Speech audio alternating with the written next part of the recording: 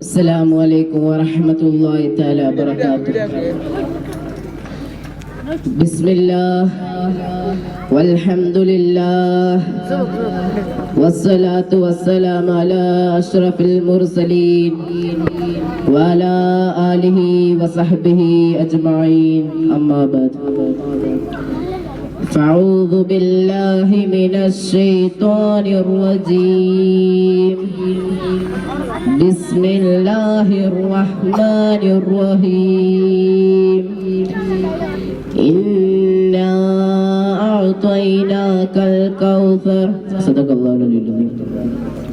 ബഹുവനരായ അധ്യക്ഷൻ, ഉസ്താദുമാർ, നാട്ടുകാരെ, 1495 ജന്മദിനത്തിന്റെ സന്തോഷം പ്രകടിപ്പിക്കുന്ന ഈ സന്ദർഭം പൊന്നാര നബിയുടെ ജീവിതത്തിന്റെ അവസാന ഭാഗത്തിലേക്ക് നമുക്ക് അല്പം ശ്രദ്ധിക്കാം. അല്ലാഹു തആല തൗഫീഖ് നൽകട്ടെ. പ്രിയപ്പെട്ട സഹോദരന്മാരെ, മുക്കല്ലഫായ ഓരോ മുസ്ലിമായ ആണും പെണ്ണും അറിഞ്ഞിരിക്കേണ്ട വിഷയങ്ങളിൽ ഒന്നാണ് മുഹമ്മദ് മുസ്തഫ സല്ലല്ലാഹു അലൈഹി വസല്ലമ തങ്ങളുടെ ഭാര്യമാരെ അറിഞ്ഞിരിക്കൽ. വഫാത്താകുന്ന സമയത്ത് മുഹമ്മദ് മുസ്തഫ സല്ലല്ലാഹു അലൈഹി വസല്ലമ തങ്ങളുടെ 9 ഭാര്യമാർ ഹയാത്തിലുണ്ടായിരുന്നു. അവർ ഈ താഴെ പറയുന്ന ബൈത്തിൽ വിശദീകരിക്കപ്പെട്ടവരാണ്. عائشة وحفصة وسودة صفيحة ميمونة ورملة هند وزينب كذا جويرية للمؤمنين أمهات مرضية. ഈ പറയപ്പെട്ട ഭാര്യമാരിൽ പ്രവാചകർ മൈമൂന റളിയല്ലാഹു അൻഹയുടെ വീട്ടിൽ താമസിക്കുകയായിരുന്നു.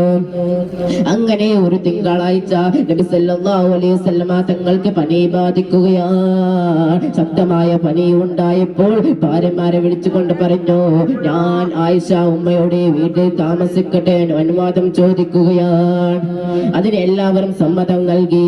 നടക്കാൻ പോലും സാധിക്കാത്തത് കൊണ്ട് അലി റളിയല്ലാഹു അൻഹുവിന്റെയും അബ്ബാസ് റളിയല്ലാഹു അൻഹുവിന്റെയും സഹായത്തോടെ ആയിഷ ഉമ്മയുടെ വീട്ടിലെത്തുകയാണ്.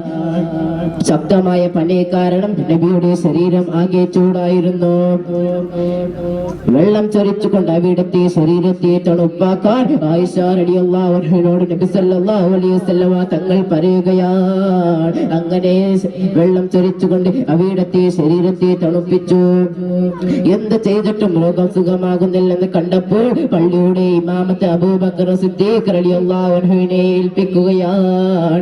ഈ വേർമറിഞ്ഞ സഹാബികൾ നബിയെ സന്ദർശിക്കാൻ തുടങ്ങി. അങ്ങനെ ഹിജ്റയുടെ 10ാം വർഷം റബീഉൽ അവ്വൽ 12ാം ദിവസം ആയിഷ ഉമ്മയുടെ മടിയിൽ തലവെച്ച് കിടക്കുകയാണ്. പനിയുടെ ശക്തി കാരണം നബിയുടെ തലയുടെ ഭാരം കൂടി കൂടി വരികയാണ്. പ്രവാചകർ മരണവേദന കഴിയുകയാണ്. ആരെയും വീട്ടിലേക്ക് കയറ്റുന്നില്ല. അസമയത്താണ് ഒരാൾ വന്ന് വാതിൽ മുട്ടുന്നത്. നബിയുടെ മകളായ ഫാത്തിമയോട് പറഞ്ഞു, മോളെ ഫാത്തിമ പോയി വാതിൽ തുറ. വന്നത് മലക്കുൽ മൗത്ത് അസ്റായിലാണ്. അങ്ങനെ അതേ ദിവസം അസ്റായിൽ അലൈഹിസ്സലാം നബിയുടെ സമ്മതത്തോടെ റൂഹ് പിടിച്ചു. ഇത്രയും പറഞ്ഞ് എന്റെ കൊച്ചു പ്രസംഗം നിർത്തുന്നു. അസ്സലാമു അലൈക്കും വറഹ്മത്തുള്ളാഹി.